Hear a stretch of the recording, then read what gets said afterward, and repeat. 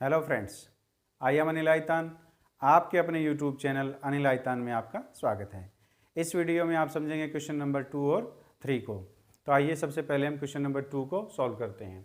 Question number 2, दर्शाइए कि कोई भी धनात्मक विषम पूर्णांक 6³ + 1 और या 6³ + 3 या 6³ + 5 होता है जहाँ क्यू कोई धनात्मक पूर्णांक है। यानी कोई भी धनात्मक पूर्णांक लें और उसको हम 6 से विभाजित करें तो वो या तो 6³ + 1 के रूप में होगा, 6³ + 3 के रूप में होगा या 6³ + 5 के रूप में होगा। वो विषम धनात्मक पूर्णांक होना चाहिए। तो ये हमें सिद्ध करके दिखाना है। तो आइए हम मानते हैं, माना ए कोई धनात्मक पूर्णांक है, ए कोई धनात्मक पूर्णांक दिया गया है हमारे पास तथा बी बराबर क्या है, 6 है। तो यूक्लिड विभाजन एल्गोरिथम से हमने सीखा है पिछले वीडियो में, उसको क्या लिखते हैं हम, a बराबर हम लिखते हैं BQ + R लिखते हैं, लेकिन b बराबर हमारे पास क्या है, यहाँ पर 6 है। तो इसको हम क्या लिखेंगे, 6Q + R लिखेंगे, जहाँ Q क्या है, भागफल है, और R क्या है, शेषफल है। Q है वो बड़ा है, बराबर है 0 के, और R की वैल्यू जब हम 6 से विभाजित करेंगे तो शेषफल या तो 0 आएगा या 1 आएगा, 2 आएगा, 3 आएगा, 4 आएगा, 5 आएगा। तो शेषफल जो होता है, शेषफल हमेशा जो 0 के बराबर और 0 से बड़ा और लेस देन किससे, 6 से होता है, इससे होता है। तो ये हमारे पास होगा। तो अब यदि R बराबर 0 हो, 1, 2, 3, 4, 5 हमारे पास हो, 6 तो हो ही नहीं सकता क्योंकि 6 से विभाजित कर 6 तो शेषफल आ ही नहीं सकता।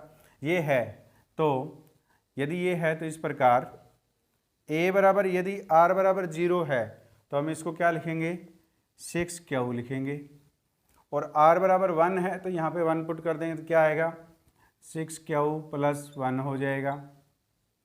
r की जगह अगर हम 2 रखें तो क्या आएगा, 6Q + 2 आएगा, और r बराबर 3 रखने पर क्या आएगा, 6Q + 3, और 4 रखने पर आएगा 6Q + 4 और 6Q + 5 आ गया। ये हमारे पास आ गया। तो अब इसके अंदर क्या है, जहाँ अब देखिए 6Q है जो है, 6Q को हम क्या लिख सकते हैं, 2 × 3Q लिख सकते हैं। तो अगर ये 2 × 3Q लिखा जाएगा तो ये क्या हो गया हमारे पास है, इसको हम ऐसे लिख सकते हैं 2 × 3Q लिख सकते हैं। ये हमारे पास ये क्या हो गया, सम धनात्मक हो गया। अब देखिए 6Q + 2, इसमें भी क्या आ रहा है, 2 कॉमन आ रहा है, तो हम क्या लिखेंगे इसको, 3Q + 1 के रूप में हो जाएगा।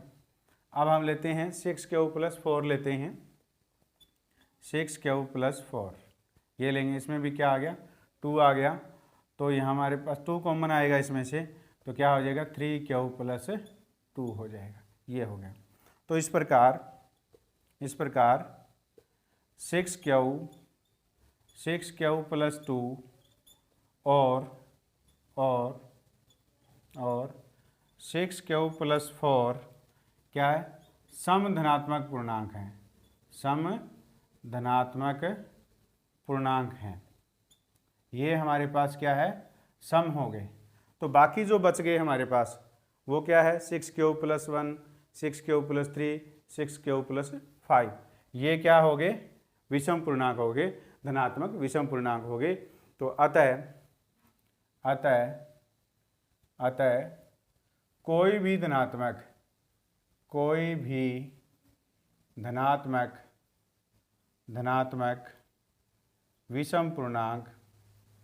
विषम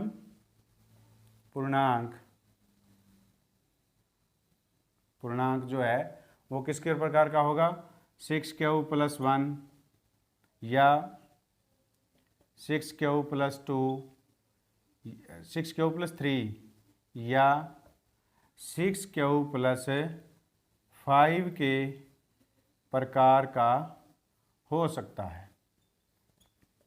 ये हमने यहाँ पे सिद्ध किया, हो सकता है। तो हमने किया। अब हम एक एग्जाम्पल लेते हैं।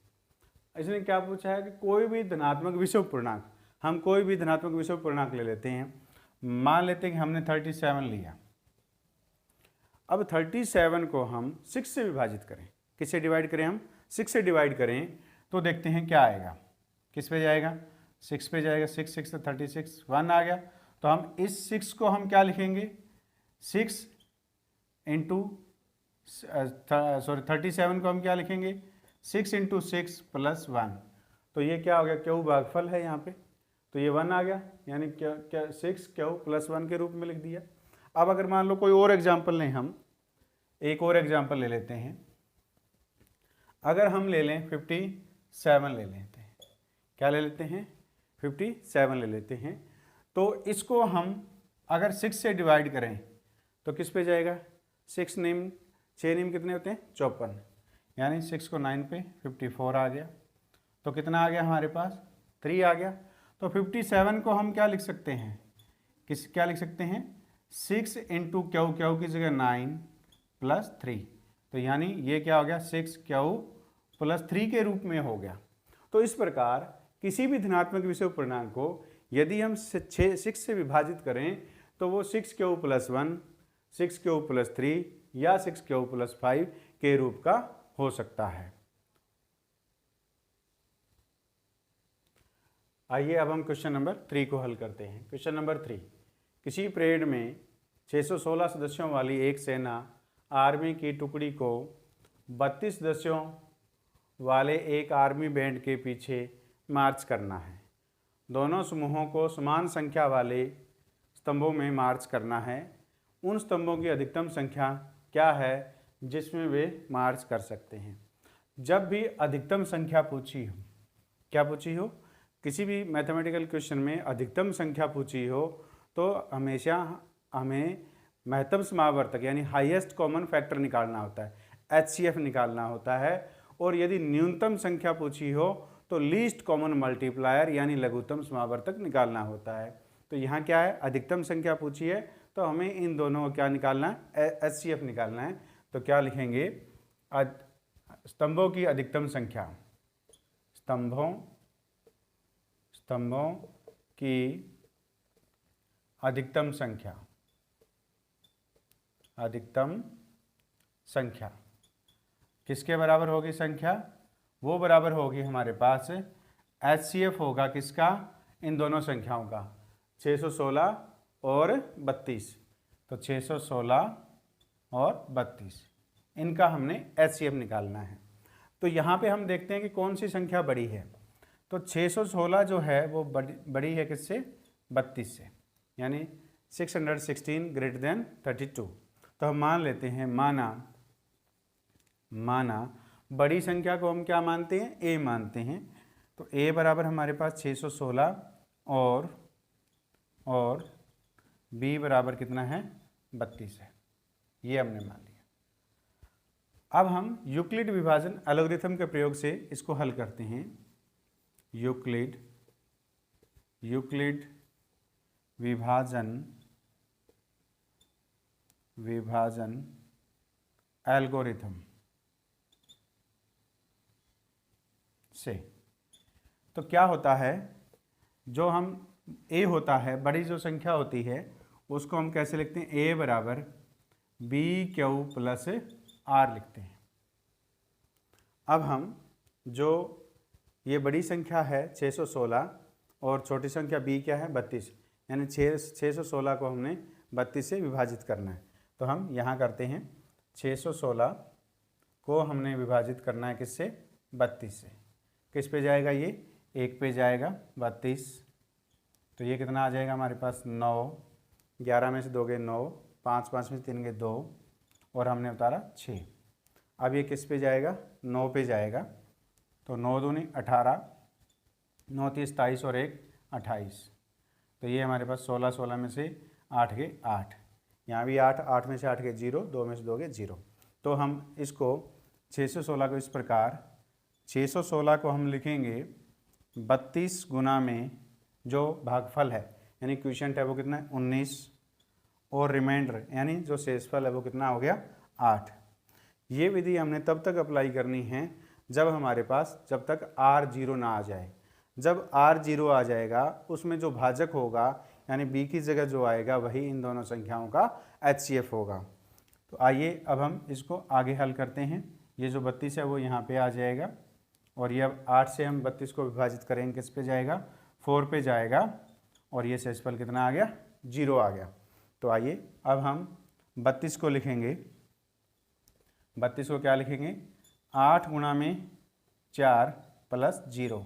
अब यहाँ क्या था, r जो है वो 0 के बराबर नहीं था, तो हमें अगला चरण करना पड़ा और यहाँ पे जो क्या है r बराबर 0 आ गया।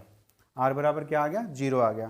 तो इस प्रकार जो हमारे पास HCF जो है किसका, 616 और 32 का जो HCF है वो कितना आ गया, 8 आ गया। अतः अब यहाँ हम लिख सकते हैं, अतः स्तंभों की अधिकतम संख्या, स्तंभों की अधिकतम